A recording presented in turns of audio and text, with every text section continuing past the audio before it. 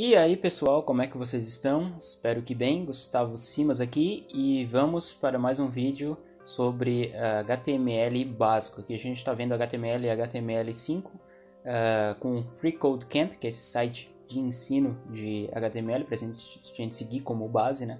Caso você não tenha visto, tem aí no canal o primeiro vídeo sobre o início aqui de HTML. Aqui a gente está nessa parte sobre ordens, né? Sobre listas ordenada ou desordenada também. Então a gente tem esses dois tipos de lista, né? Não ordenada, né? Unordered list, que é o UL, né? O acrônimo, a sigla, e as listas ordenadas que a gente vai ver depois. Então a gente precisa aqui criar, a gente tem esse site aqui, né? Na direita, né? Esse protótipo de site na direita sendo mostrado. A gente tem que criar um elemento UL, que é um elemento de ordem não listada, né? De lista não ordenada.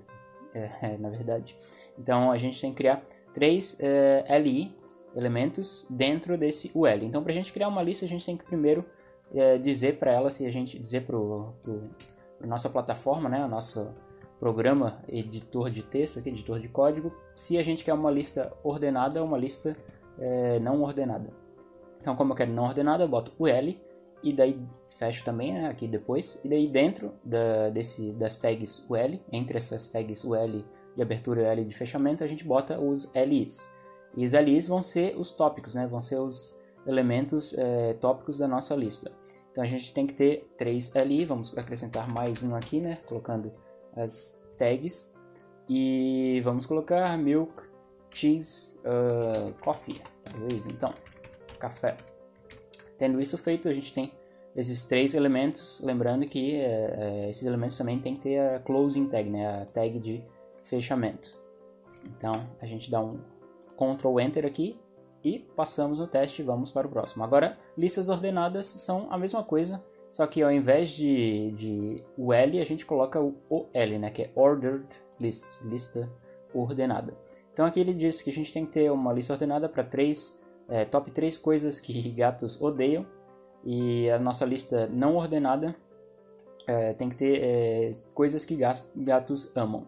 Então vamos lá, top 3 coisas que gatos odeiam. Vamos pegar aqui, dá pra gente pegar uma colinha, né, copiar como exemplo. Não tem problema aqui, quando a gente está desenvolvendo, né, copiar código de outras partes, desde que a gente entenda aí que o código seja efetivo e acabe sendo adequado ao nosso propósito. Não tem problema, que muitos dos desenvolvimentos é simplesmente copiar uma parte, colar, né? A gente não precisa ficar escrevendo tudo, né? E tem outras tecnologias hoje em dia também de autocompletar, né? Sugestão própria da plataforma que acaba completando pra gente, então não tem problemas a gente fazer essas ações aqui.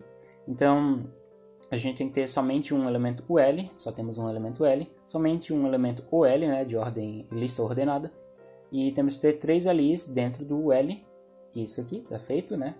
E temos que ter 3 LIs também dentro do OL. Então vamos colocar mais um, que só tem 2 aqui. O que gatos odeiam? Dogs, talvez? Vamos botar cachorros, então. Aqui a gente tem o fechamento do L, fechamento do OL. Acho que isso está feito, vamos ver. 100%. E é 100%, é isso aí. Vamos lá para o próximo.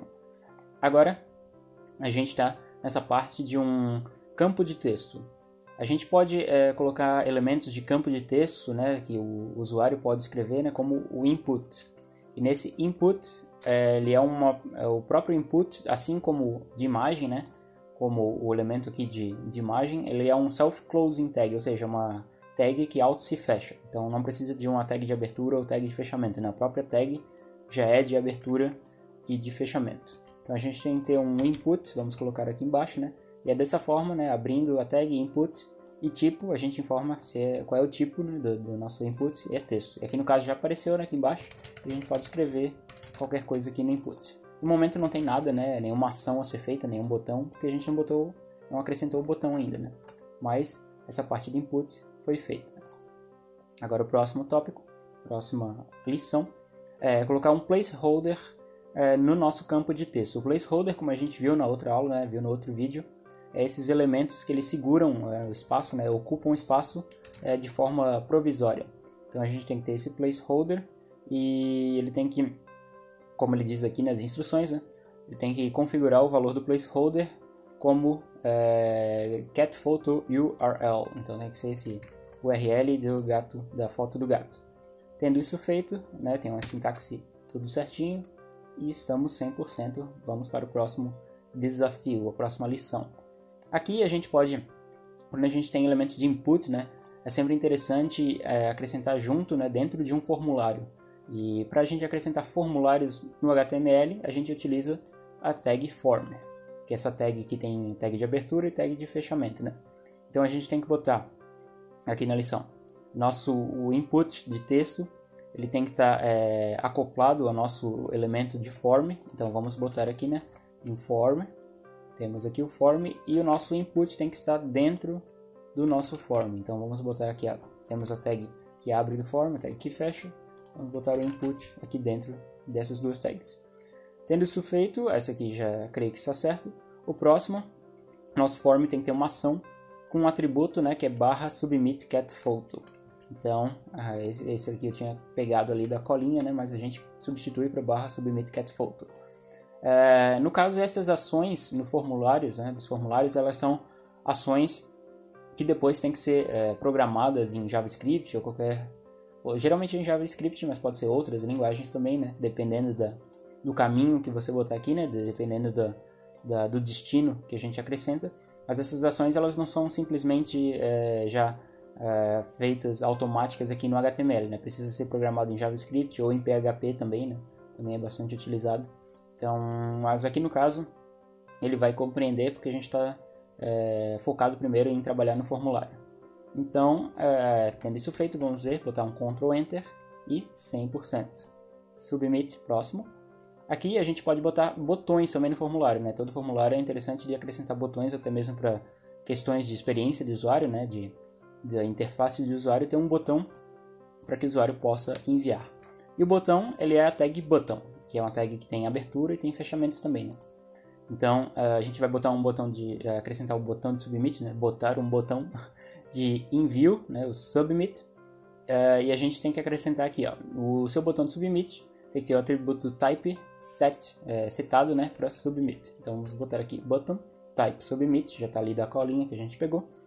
E ele tem que ter somente o texto submit. Então vamos colocar dentro dele, né, submit. Entre as duas tags, né, tag de abertura e tag de fechamento do button, a gente tem que submit. E já apareceu aqui no nosso resultado de HTML, né. Claro que a gente viu, tem um placeholder aqui, né, cat photo URL, né, URL da foto do gato, a gente pode escrever qualquer coisa.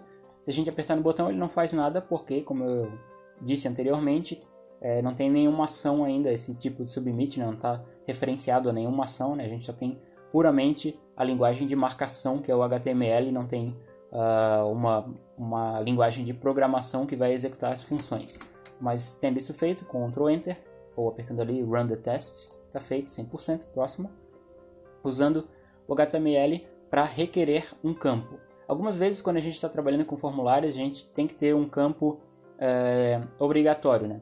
Por exemplo, quando a gente está pedindo informações da pessoa, é obrigatório que ela coloque o nome dela, né? Em muitos casos. Se não é um formulário anônimo, por exemplo. Então, para a gente deixar campos obrigatórios, né, requeridos, é só a gente colocar o required depois no nosso campo. Então, no caso aqui, o input, a gente tem o type, tem o placeholder, só depois a gente botar required antes de fechar, né, a tag aqui do input, e isso aqui está feito.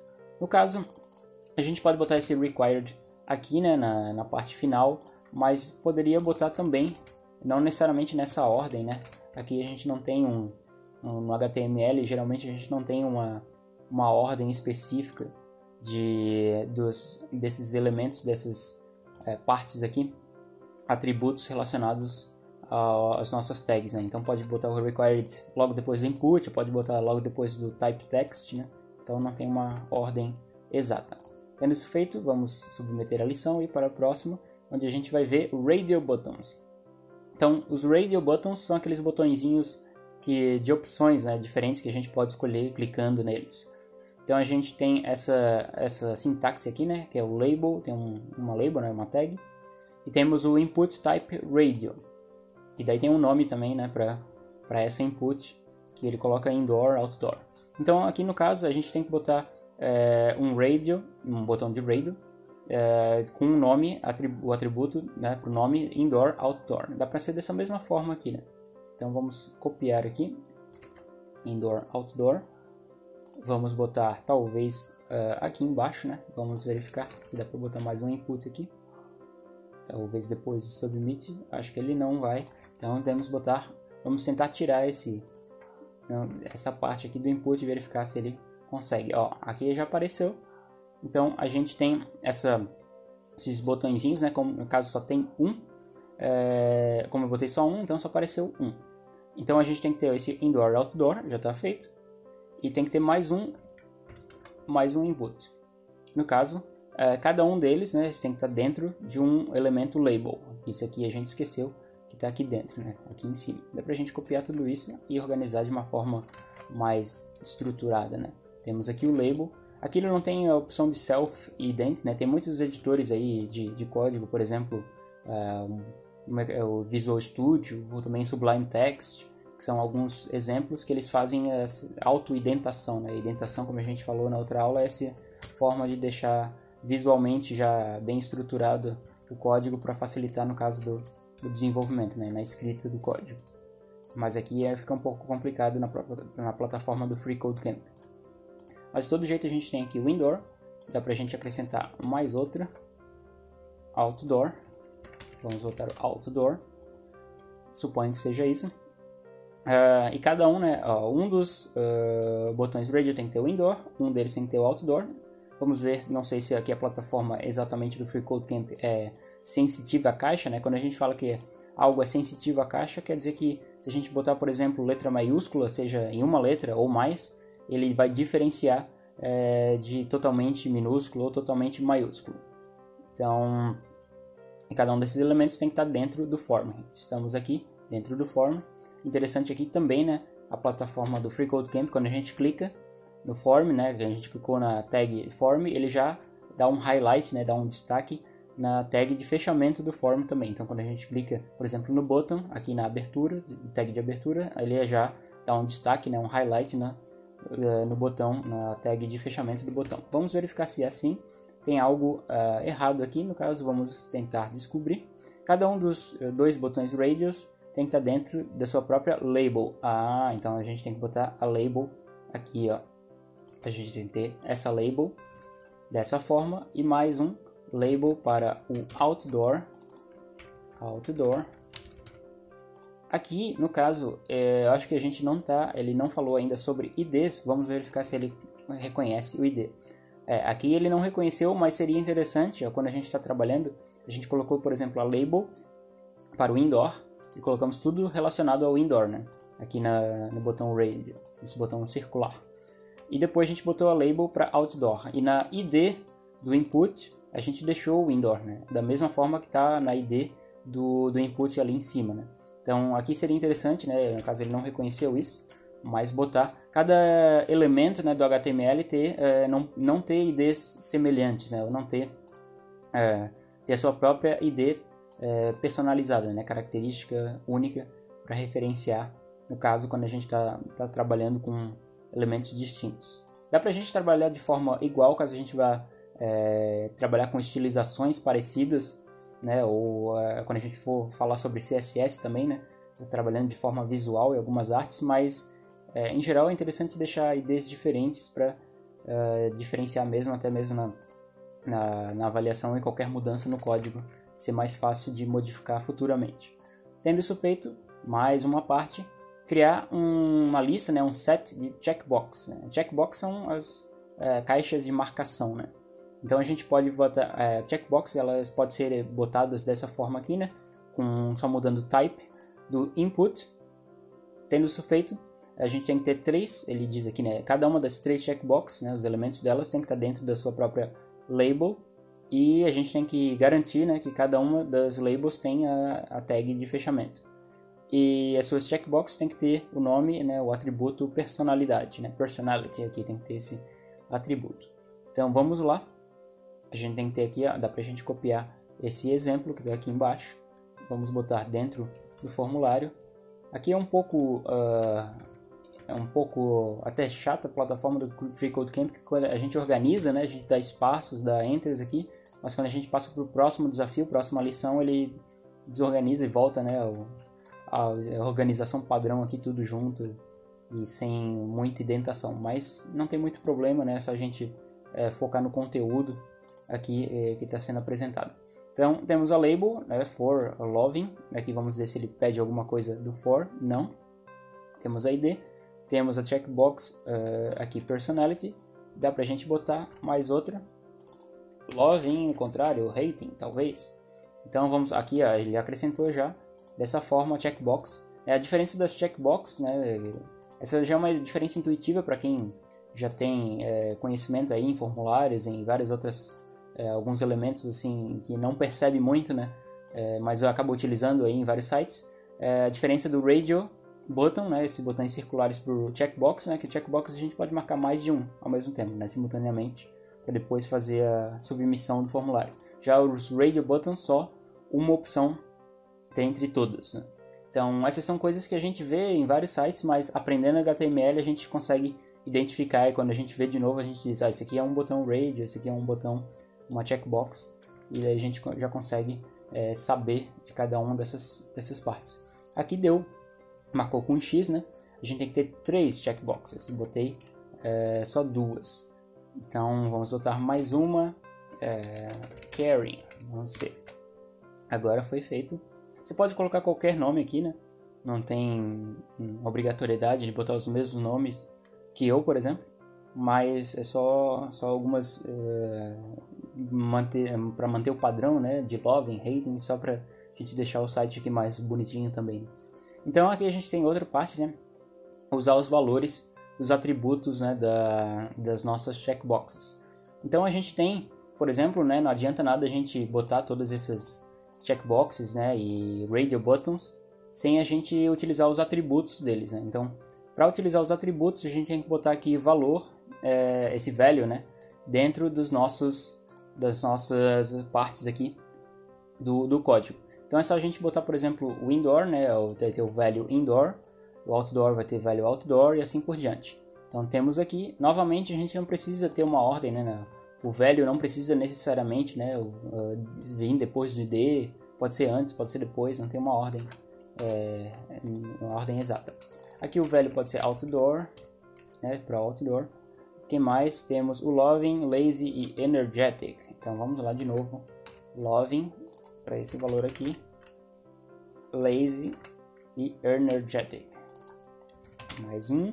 E energetic para o outro. A gente dá um Ctrl Enter e está feito 100% essa parte.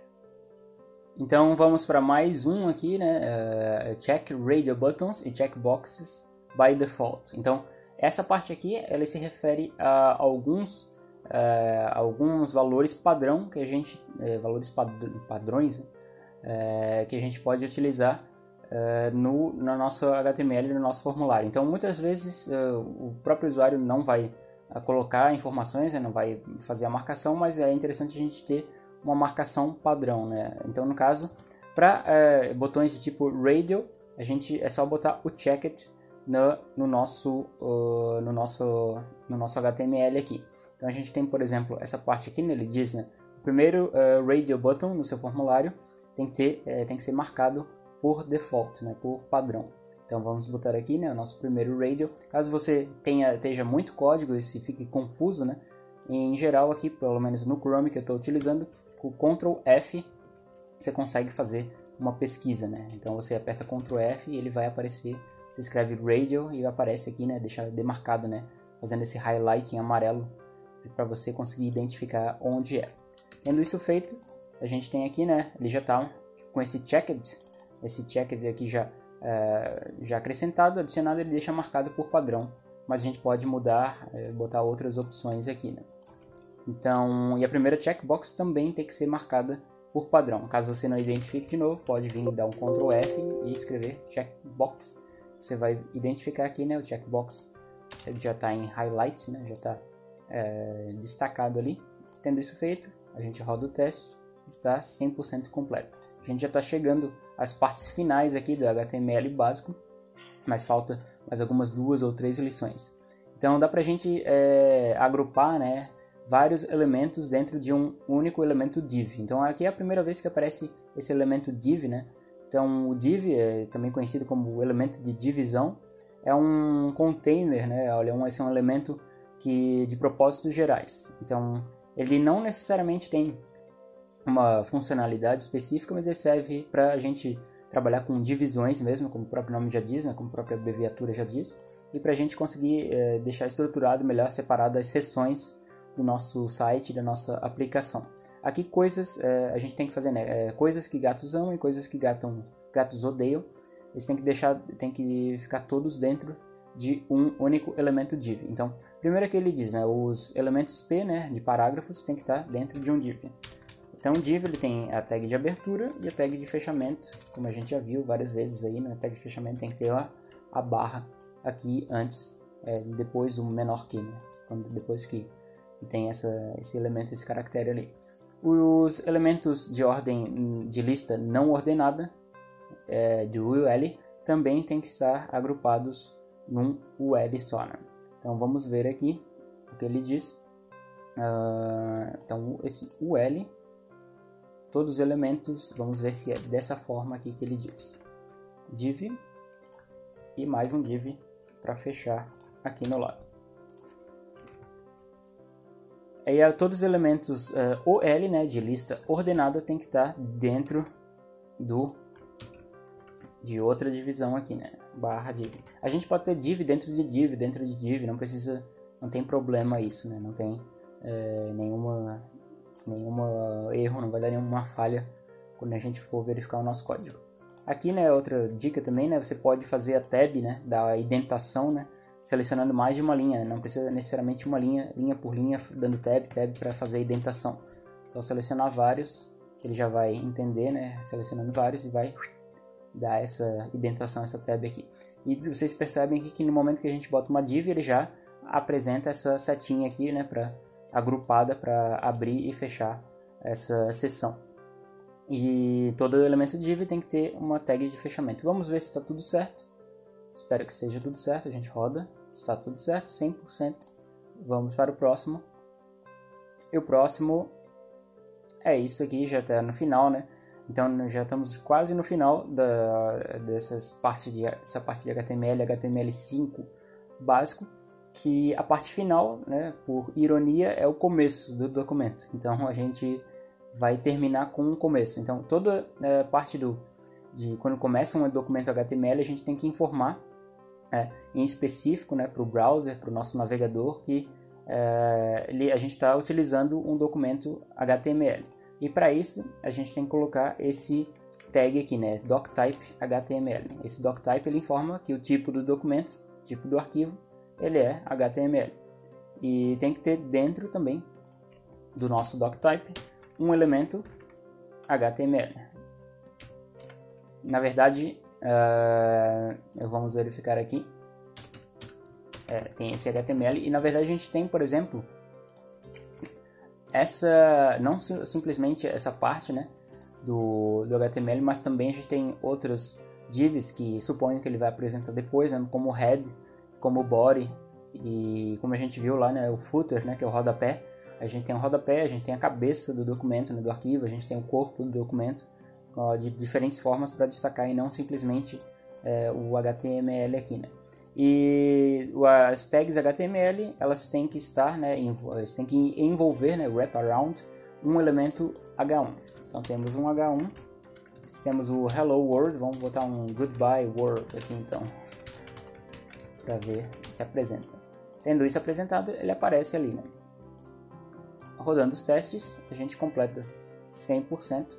Pode ser que em alguns casos o próprio navegador reconheça, né, ou a plataforma aqui reconheça se a gente não colocar o doctype, né? A gente percebe aqui, né, que ele já acaba reconhecendo, né? Se a gente tirar HTML, ele vai continuar aparecendo aqui o tipo, né? Porque às vezes o navegador e a plataforma reconhecem pela extensão do arquivo, né? Que reconhece que a extensão do arquivo já é .html, então ele já sabe que é um documento HTML, mas por padronização, né, por convenção, para não ter problemas, a gente tem que botar todas essas configurações, essas tags adicionais aqui. Tendo isso feito, vai aparecer essa telinha, né? Como eu já falei no outro vídeo de doação, no FreeCodeCamp sobrevive por doações, então dá para você doar se quiser, mas eu boto Ask Me Later para perguntar depois e pular essa janela. Então, como eu falei, né, dá pra gente definir não só o HTML, mas também o head, né, a cabeça, e o corpo do documento. Então a gente tem que ter um head no nosso arquivo. E todos esses elementos, né, head, eles são head e também o corpo, né, body, eles são filhos, né, é o que ele chama de child, da tag mãe, a tag pai, que é o HTML. Tendo isso feito, a gente tem que botar, eu coloque um elemento head na sua página, vamos botar um head aqui, o head também tem que fechar, né? Vamos fechar. A gente tem que ter um elemento body também, então se esse é o head, o body pode ser aqui embaixo. Vamos ver depois o que ele pede para colocar dentro do body. O seu elemento head tem que ser o filho do HTML, sim. O body também é filho do HTML, sim, está dentro dele, né? O elemento head tem que ter o título. Aqui a gente pega o título, então, copia, tira daqui e coloca dentro do head. E o elemento body tem que ter o H1 e o P. Então é simplesmente a gente tirar a tag de fechamento do body e botar lá embaixo, né, antes do HTML. E a gente dá um Ctrl Enter e está feita essa parte. E isso a gente completa a nossa parte de HTML e HTML5 básico daqui no FreeCodeCamp. O próximo é sobre introdução a CSS básico, né? E o CSS, já dando um spoiler aqui, já dando uma adiantada, né? Em avanço, ele vai se tratar da parte visual, né? E a parte mais gráfica do nosso site, da nossa aplicação. Então a gente vai tratar de cores, de fontes, de posicionamento, de espaçamento, tamanhos, decoração, transições. Então todas essas partes aqui a gente vai tratar no HTML, no CSS. E o próprio HTML tem algumas opções para a gente tratar de cor e de fontes também, né, nele mesmo, mas é interessante a gente trabalhar com CSS separado. Então é isso aí, espero que tenham gostado, deixem like no vídeo, se inscrevam no canal que isso ajuda bastante. Qualquer dúvida, sugestão, crítica é só deixar nos comentários e até a próxima, valeu!